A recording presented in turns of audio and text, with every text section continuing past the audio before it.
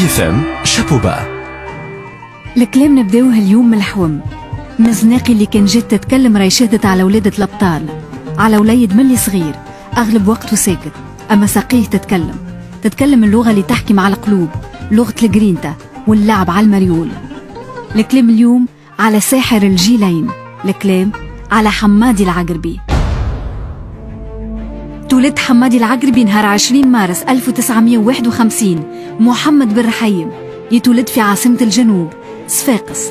وليد صغير بدا يلعب مع ولاد حومته في البطحة، اللعبة اللي سحرت الكبار والصغار، كرة القدم. حمادي العقربي يلعب مليح، يلعب خير من الآخرين، يلعب أحسن من الناس الكل. الوليد العاقل السكوتي في التيران يتحول، يتبدل، يولي سحار. عام 1959 حمادي العقربي يلتحق بالنادي الرياضي الصفاقسي.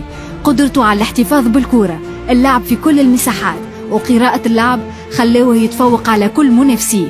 عام 1960 ميلان كريستيك اليوغوسلافي ياخذ مهمته لتدريب CSS، وأول حد يجبد له اهتمامه حمادي العقربي. كريستيك قال لي ملاعبي هذا ما عندك ما تعلمه، العقربي ما يلعبش، العقربي يسحر. اسم العقربي تشهر في البلاد الكل، ولا يخوف أقوى المدافعين، وأعطى الحراس يقراوا له 1000 حساب. الناس ولات تجي من كل بلاصة، مش باش تتفرج على ماتش كورة، أما باش يتفرجوا على حمادي العقربي. 1971 العقربي يلعب، العقربي يربح ويحقق مع CSS أول دوبلي في تاريخ الجمعية، بطولة وكاس ضد أهم منافس عامتها الترجي الرياضي التونسي. يربح أول بريم في حياته 50 دينار. أما اللعب وقتها مش على الفلوس، اللعب على الجرينتا، اللعب على الربح، اللعب على المريول. حمادي العقربي فرح الصفاقسية الكل، يفرح CSS ببطولة 1978 1981 و1983. أما زيدا يفرح تونس الكل، ترشحها لكأس العالم في ملحمة 1978. أول مرة تونس في كأس العالم الأرجنتين، تونس أول بلاد إفريقي في نهائيات أكبر بطولة في العالم. العقربي واحد من الجيل الذهبي. 1978 كان صانع ألعاب خارق للعادة في ماتش غير تاريخ الكرة التونسية إلى الأبد، تونس المكسيك، وانتصار تونسي ب3-1.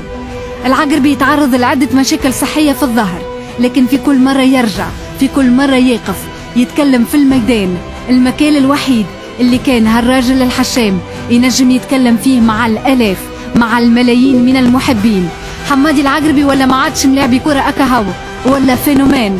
وأحسن دليل ماتش CAB و CSS عام 1986 العقربي يخرج بورقة حمراء، والجمهور البنزرتي المنافس يستنكر، يزفر ويغادر الميدان احتجاجا على غياب صانع الكرة، صانع الأحلام، صانع الفرجة حمادي العقربي.